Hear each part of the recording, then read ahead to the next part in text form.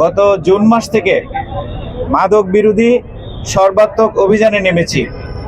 June মাসে 1000-এরও বেশি মাদকসেবী এবং মাদক কারবারি তাদেরকে গ্রেফতার করা হয়েছে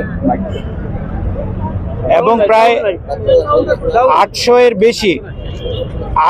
বেশি মাদকসেবী এবং মাদক কারবারিকে বিভিন্ন মেয়াদে ভ্রাম্যমাণ আদালতের মাধ্যমে সাজা দেওয়া হয়েছে।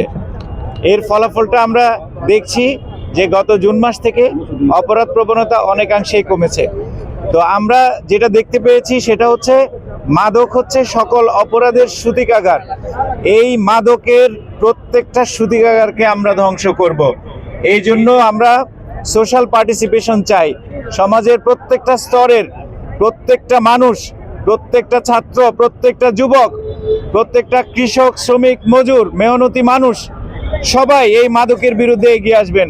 তাহলে সবার সম্মিলিত প্রচেষ্টায় এই দেশকে, এই সমাজকে আমরা মাদক মুক্ত করতে পারবো ইনশাল্লাহ। আজকে আমাদের এখানে একটা স্কুলের শিক্ষার্থীরা এসে যোগদান করেছে। আপনারা তাদের বক্তব্য শুনেছেন, আপনারা দেখেছেন যে তারাও চায় এই দেশটা সুন্দরভাবে চলুক। আগামী দিনের যারা ভবিষ্যৎ, তাদের জন্য আমরা একটা মাদক মুক্ত সমাজ রাখতে চাই। এই জন্য আমাদের সবাইকে এগিয়ে যেতে হবে।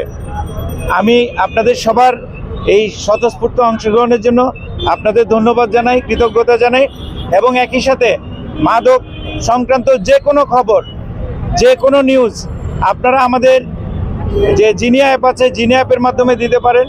সংশ্লিষ্ট ভারপ্রাপ্ত কর্মকর্তা, সিনিয়র অফিসারদের যে মোবাইল নাম্বার আছে সেটাতে দিতে পারেন, 999-এ দিতে পারেন এবং আমাদের যে হটলাইন আছে সেই হটলাইন নাম্বারও দিতে পারেন। এটা সংবাদ পাওয়া মাত্রই আমরা মাদকের বিরুদ্ধে অ্যাকশনে যাব। তবে একটা বিষয় খেয়াল রাখতে হবে, বেড়া যেন ক্ষেত না খায় সেটার দিকেও আমাদেরকে লক্ষ্য করতে হবে। আমাদের কোনো অফিসার যদি মাদকের সাথে যুক্ত হয়, আপনারা নির্ভয়ে খবর দিবেন। আবার আমাদের সমাজের কেউ মাদক বিরোধী সমাবেশে আসছেন, কিন্তু আবার আপনার পরিবারের, আপনার সমাজের, আপনার প্রতিবেশী কেউ যদি মাদকের সাথে যুক্ত হয়, সেটাও আপনার জন্য সম্মানজনক হবে না।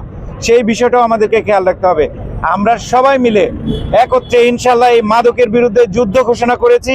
এটা নির্মূল না হওয়া পর্যন্ত আমাদের এই কার্যক্রম, আমাদের অভিযান চলতে থাকবে।